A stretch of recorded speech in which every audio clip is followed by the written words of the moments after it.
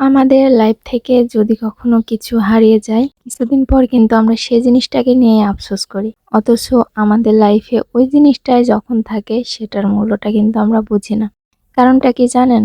কারণ আমরা হচ্ছে মানুষ, আমাদের স্বভাবটাই এরকম। তো হঠাৎ করে ভাবতে পারেন যে আমি এই ধরনের কথা কেন বলছি? আসলে কথাটা বলার রিজনটা হচ্ছে এখন যেহেতু প্রচুর তাপমাত্রা বাড়ছে, অনেক গরম, গরমে মানুষের অবস্থা খারাপ। তো এই মুহূর্তে এসে কিছু পাবলিক বলছে যে একটু ঠান্ডা পড়লে ভালো হতো, একটু বৃষ্টি হলে ভালো হতো। কিছু পাবলিক আবার এটাও বলছে যে গরমকাল ভালো না, শীতকাল ভালো। তো আমাদের আসলে কত অভিযোগ দেখেন। মানে আমরা গরমকালে শীত চাই, শীতকালে বৃষ্টি চাই। অথচ সেই শীতের সময়ে আমরা বলি যে যদি একটু গরম হতো। আমাদের অভিযোগের আসলে কোনো শেষ নাই। যখন যেটা লাইফে থাকে সেটার মূল্যটা কিন্তু আমরা আসলেই বুঝি না। সেটা মানুষ হোক, বৃষ্টি হোক, রোদ হোক বা শীত বা মানে গরম যেটাই হোক না কেন। যার জন্য আসলে হঠাৎ করে কথাটা বললাম।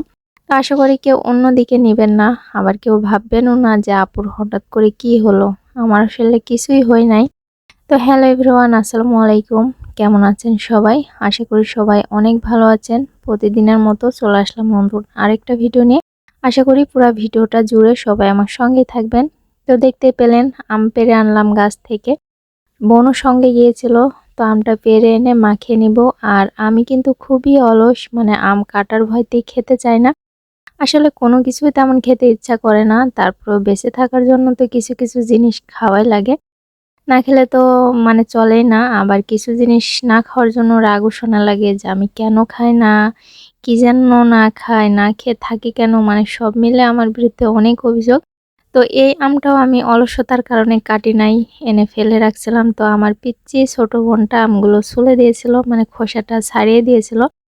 আমি কেটে নিয়ে একটু মাখিয়ে দিলাম। আর এই ভিডিওটা কিন্তু আমার কাজিনের বিয়ের মধ্যকার একটা ভিডিও।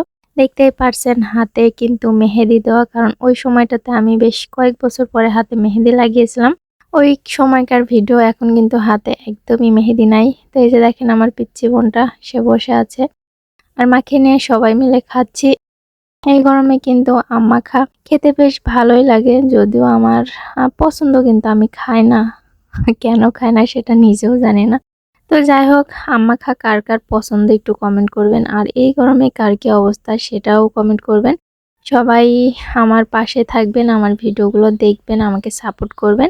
আর যারা ভিডিও না দেখে কমেন্ট করেন, আমি প্রতিনিয়ত রিকোয়েস্ট করি তাদের কাছে যে ভিডিও না দেখে দয়া করে কেউ কমেন্ট করে যাবেন না।